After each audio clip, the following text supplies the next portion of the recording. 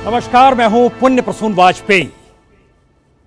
जिन बातों को लेकर जिक्र अक्सर खबरों में होता है, तो मास्टर स्ट्रोक के साथ हम आज मौजूद हैं आपके साथ। मास्टर स्ट्रोक के बारे में जिक्र अक्सर यही होता है कि यह क्रिकेट के बल्ले से निकलता है।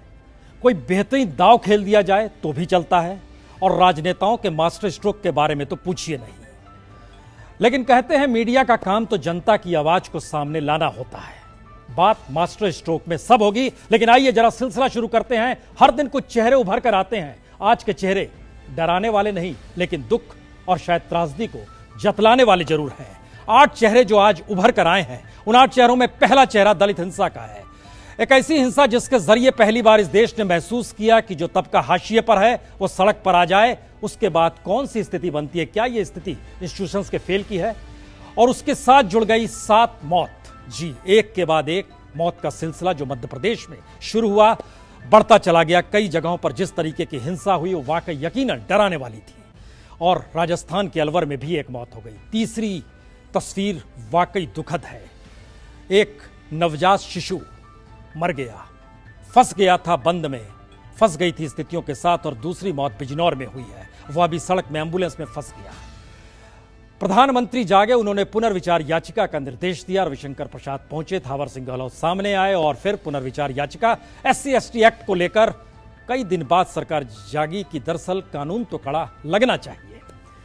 आखिरी सफर की दिशा में 38 कॉफिन्स जी पहुंचे हिंदुस्तान, और इस तरह पहुंचेंगे किसी ने न सोचा होगा।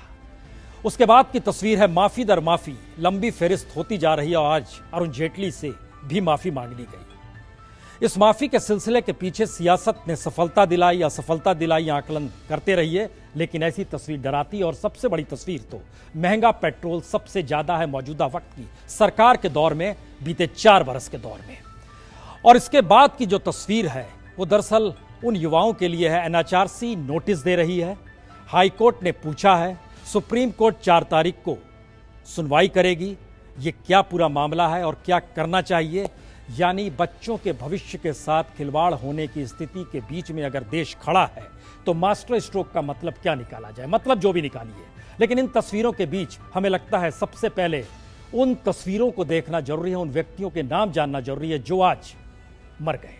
जी, हिंसा होती रही अलग अलग जगहों पर, और जिस तरीके से हिंसा हो रही थी उसमें यकीनन यह सवाल था, पुलिस क्या कर रही है? प्रशासन को पता नहीं था क्या? खुफिया जानकारी खत्म हो चली थी क्या? इस तरीके से हिंसा होगी। पंजाब में तो चीजों को अपने अनुकूल कर लिया गया, लेकिन मध्य प्रदेश में चीजें हाथ से कैसे निकलती चली गई, ये तस्वीर बताने के लिए काफी है कि किन स्थितियों में देश सुलग रहा था। और सुलगते सुलगते राज्य दर राज्य ये स्थिति थी। ये अलग अलग नाम है जो स्क्रीन पर आ रहे हैं, इनकी मौत हो चली है। 6 नाम आपके स्क्रीन पर है जो बतला रहे हैं कि किस तरीके से, हालांकि मौत की तादाद इस बीच में पुष्टि कर दी गई है, 7 मौत हुई है। और ये सारी स्थिति बतलाती है पवन अलवर का, राजस्थान का है, और बाकी सारी मौतें जो हुई वह मध्य प्रदेश में हुई। लेकिन मास्टर स्ट्रोक का जिक्र कर रहे हैं तो ऐसे में जिक्र आज शुरुआत, हमें लगता है इन तमाम खबरों का जिक्र जरूर होगा, लेकिन मास्टर स्ट्रोक में शुरुआत लोकतंत्र की होगी। लोकतंत्र की शुरुआत से क्यों कर रहे हैं?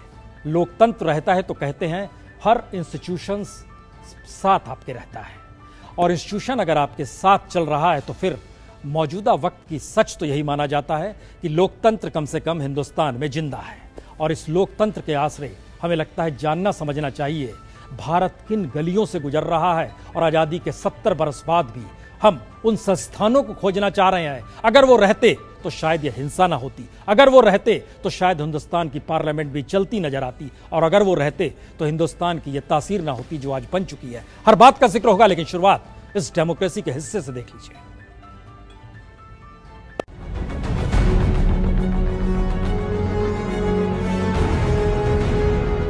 लोकतंत्र की पहचान है ये अशोक स्तंभ, और जिन स्तंभों पर लोकतंत्र टिका है, संयोग से आजादी के 70 बरस बाद वही स्तंभ कटघरे में है।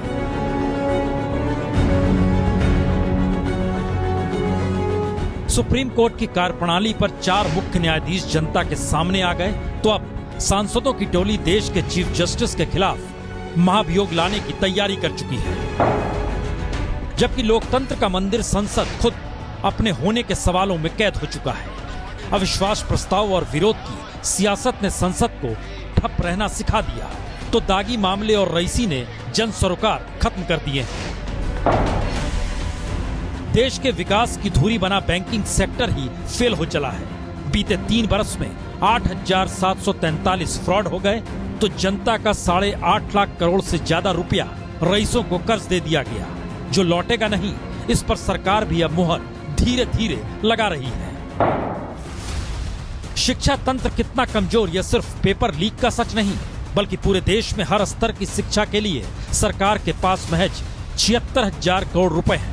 तो दूसरी तरफ 1% से भी कम भारतीय बच्चे ही उच्च शिक्षा के लिए विदेशी यूनिवर्सिटी को हर बरस 1,20,00,000 करोड़ से ज्यादा सिर्फ फीस के तौर पर दे देते हैं।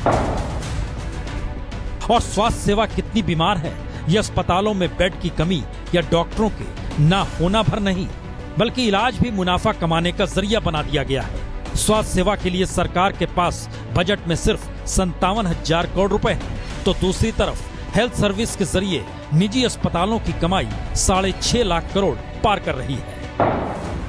और सबसे ज्यादा आबादी तो खेती पर टिकी है, तकरीबन 25 करोड़ लोग। इनकी रोजी रोटी सीधे खेती मजदूरी से जुड़ी है। फिर भी खेती शमशान भूमि में बदल रही है। कृषि विकास दर सबसे नीचे 1.7% पर है, तो हर 2 घंटे में एक किसान की खुदकुशी उफान पर है। और इस कड़ी में औद्योगिक उत्पादन ढलान पर है। तो कानून के राज को जिंदा रखने वाला पुलिस महकमा या तो सियासतदानों के निशाने पर है या फिर सियासतदानों के सामने नतमस्तक है। एक चेहरा बीते हफ्ते ही उभरा। मैं अश्विनी कुमार चौबे ईश्वर की शपथ लेता हूँ। तो FIR कुछ भी नहीं है, वो रद्दी का टुकड़ा नहीं है, वो पूरी तरह फेंकने के लायक है, वो कागज का पुलिंदा। और लोकतंत्र की इस तस्वीर को देखता युवा भारत क्या चाहता है, ये शिक्षा से लेकर रोजगार तक के लिए सड़क पर संघर्ष करते इन तस्वीरों से समझा जा सकता है, जिसके निशाने पर सिस्टम है, सरकार की नीतियां हैं।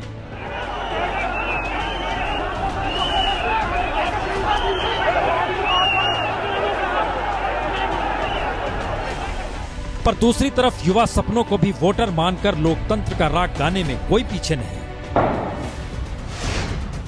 ये वर्ष उनके जीवन का निर्णायक वर्ष है। वो 18 साल के जब होंगे, वो 21वीं सदी के भाग्य विधाता होने वाले।